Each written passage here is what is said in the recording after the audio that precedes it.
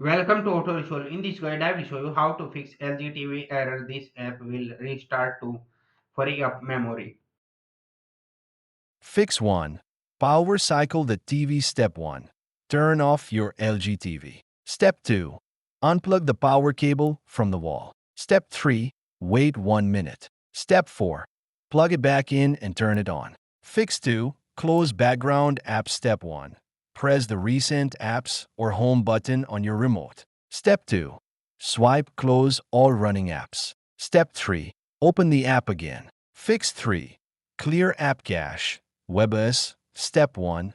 Go to Settings. Step 2. Select Support. Step 3. Open TV Management. Step 4.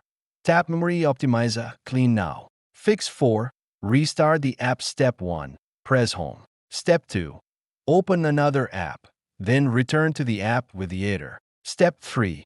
If the error repeats, reinstall the app. Fix 5. Update LG TV software. Step 1. Go to Settings. Step 2. Select Support. Step 3.